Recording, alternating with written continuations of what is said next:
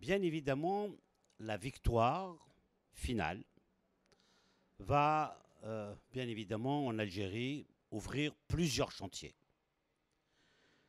Nous avons gagné le premier chantier, nous avons gagné la première révolution contre un ennemi de l'extérieur, contre la colonisation française. C'est ce qu'on peut appeler une indépendance politique et militaire.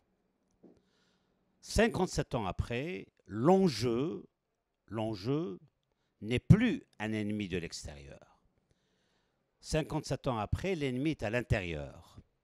Il est composé, on le connaît maintenant, il est identifié, il s'appelle le FLN et ses alliés. Un FLN et ses alliés qui est basé, qui est organisé, structuré sur un système qui s'appelle, qu'on vous appelez tous, le système de corruption. Comment ce système a tenu 57 ans? Il a tenu 57 ans parce qu'il est basé fondamentalement sur le mensonge. Depuis la première déclaration de Ben Bella, qui était censé être président de la République à l'époque, depuis le début, on a fonctionné, on a alimenté les cerveaux des Algériens avec le mensonge. On a commencé par le premier grand mensonge, c'est le nombre des martyrs.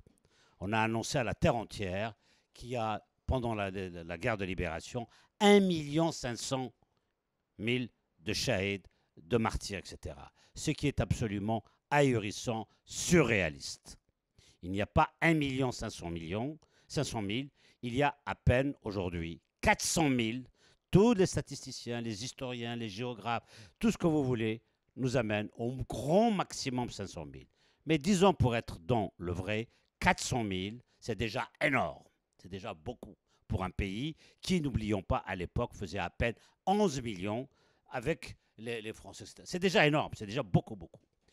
Maintenant, depuis, comment on a gouverné? On a falsifié l'histoire. L'État a fonctionné chaque jour sur le mensonge. On a érigé le mensonge comme gouvernance. La gouvernance du mensonge, malheureusement, à force de se développer, de s'imposer au niveau de l'école, au niveau de l'histoire, au niveau de la mémoire, aujourd'hui, on se rend compte aussi que ce mensonge a touché même les citoyens. Même l'Algérien est devenu menteur. Surtout, pourquoi? Parce qu'on lui a mis dans la tête des mensonges et il passe son temps à répéter des mensonges. Il est incapable de prendre de la distance, etc. D'où donc cette deuxième indépendance, elle sera une indépendance de vérité, une indépendance, je dirais, de clarification, une indépendance de recherche de la vérité de l'histoire.